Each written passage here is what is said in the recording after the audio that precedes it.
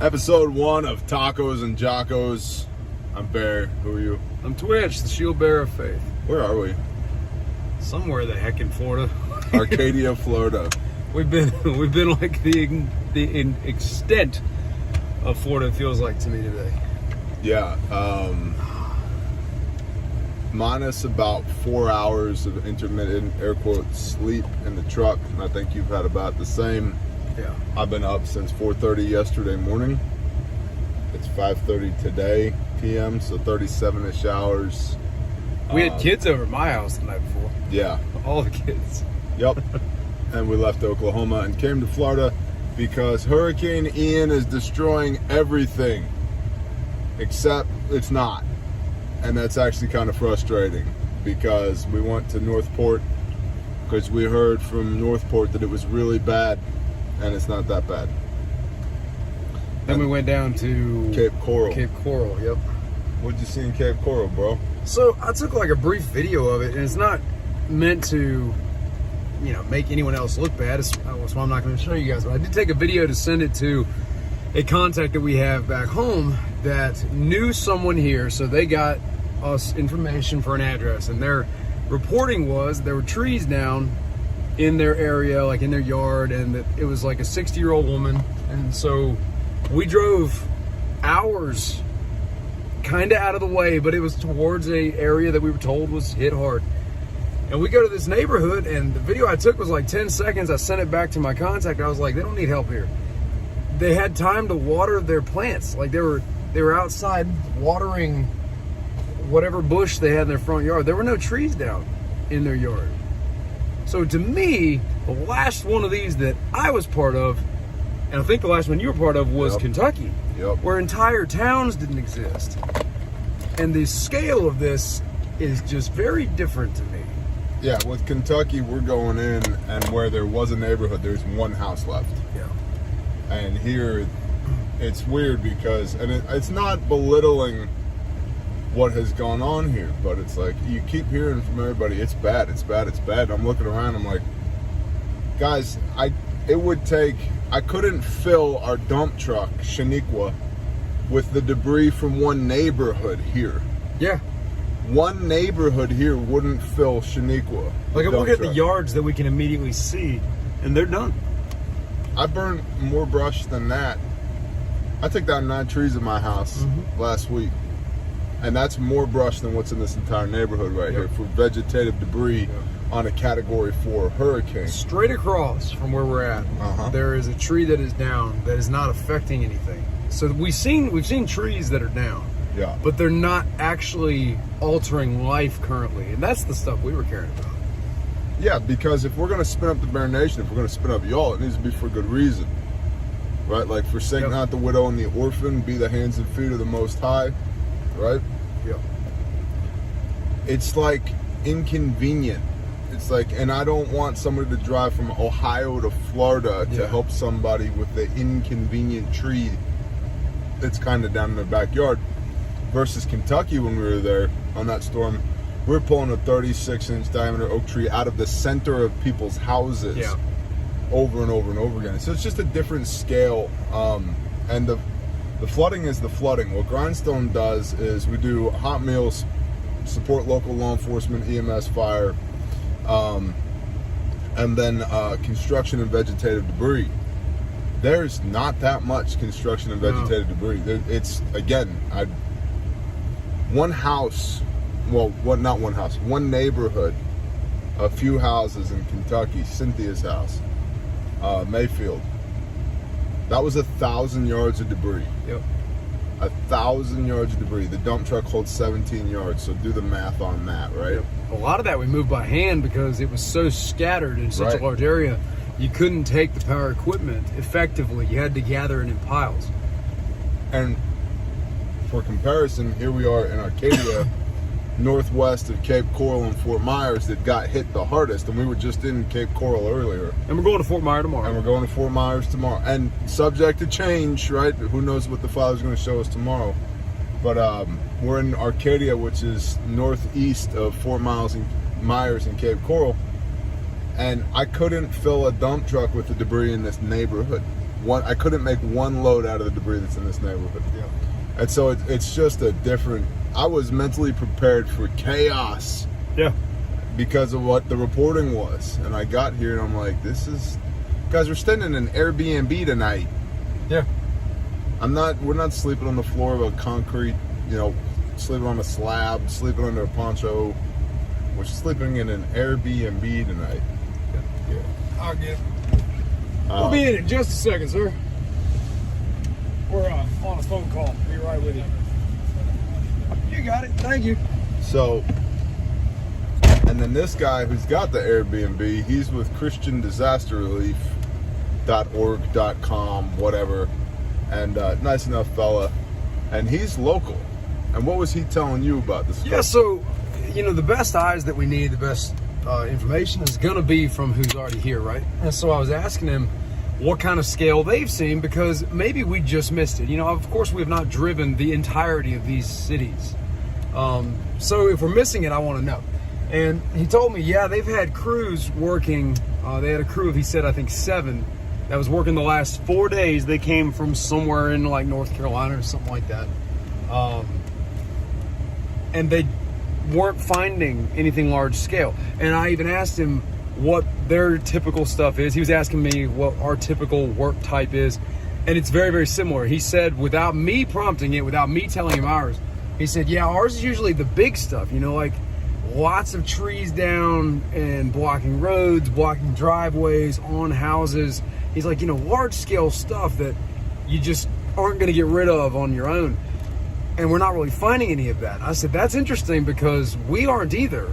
So he's from this area. He knows people. His church, who he's affiliated with this disaster response, they should know people, right? They should have the connections more than we do.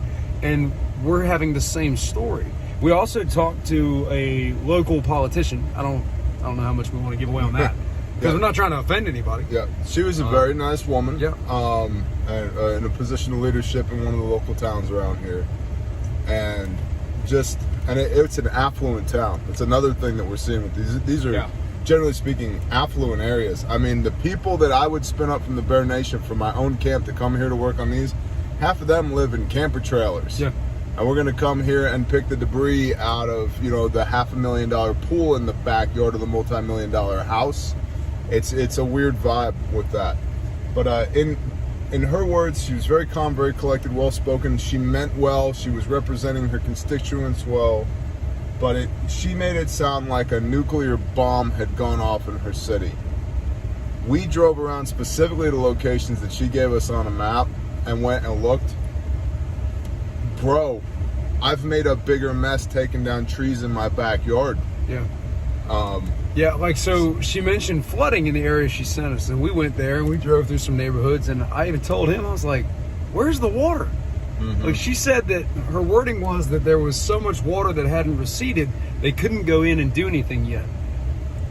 I wasn't finding it from the location she told us to go to. And then we got a little bit outside of that area and we started seeing some water, but again, a lot of the homes were on stilts. Yep. Or it was in the yard, not to the house. Okay, if it hit the house, we can't affect that now. Or there's a dip in the road, and so there's one house that's inaccessible because the water pooled in the dip. And again, this is what we've seen thus far, and I wanted to come here and find chaos so we could destroy chaos with righteousness, right? And it's frustrating to me because, sleep deprivation. And the reason we're calling this Jockos and Tacos is because we had some badass tacos earlier today. We were getting very out of fuel. And I think this is Jocko 9 since we got in the truck and left Oklahoma yesterday morning. I'm having something that doesn't have caffeine or things to keep me awake because I want to sleep as soon as they'll let us go. I'm going to sleep regardless of this little black can. So we had some good tacos earlier, and we've driven around everywhere. Like we're working our contacts, we're talking to our people, we're meeting the locals, we're doing our due diligence before we spin up a deployment. And it's this weird disconnect between the perception is like, this is terrible, from some of the people who live here is like, this is terrible. I'm like, It's honestly not that bad. Now, and again, it's taken nothing away from the person who's had the roof ripped off of their house, right? Of course.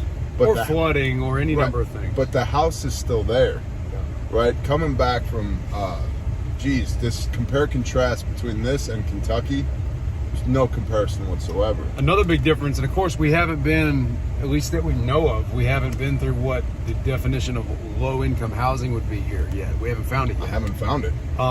And so comparing to Kentucky, we were active for weeks in a couple different neighborhoods, and one of which was, like the lakefront kind of community a little bit, but there were still some lower income houses there too. But then one of the other areas was almost exclusively low income housing, and that was the area that there was like one house left, or, in the just whole neighborhood stuff. One lady told me we were handing out food because we met a really cool family that was from Chicago, and we kind of interacted and mingled with them for like a week and a half. And they brought, grill and stuff, and so they would serve food, and I worked with them on clearing tree branches and stuff. Anyway, good people.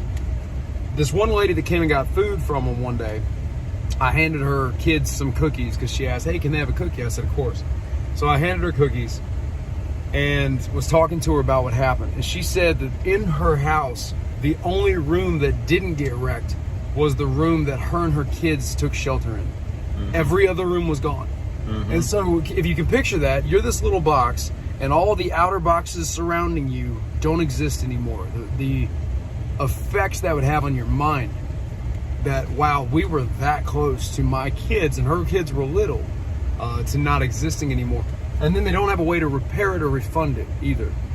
And so in her case, this is not me giving glory to me. This is me saying this is what the Father told me to do at the time. I handed her, I think, the only cash I had in my pocket, because I felt the Spirit tell me, it's like, you have more than that. Yep. And I didn't have need at the time, and she did. Most of what we're seeing here is the stuff that's relatively easily fixed by insurance companies. Yeah. Haven't seen a real need that's fixed by Grindstone yet. A couple other things we have seen. Saw one church with people in line for food. Yep. Orderly, not overwhelming. The need was not overwhelming. And they had National Guard. And they had National Guard presence.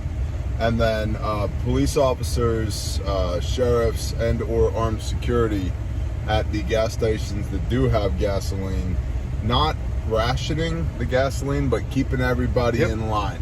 Yep. Just making sure everybody keeps their tempers. And ordering who gets in. So like they're slowing down the pace and preventing people from getting rushed, which is preventing anger. Yep. Yeah.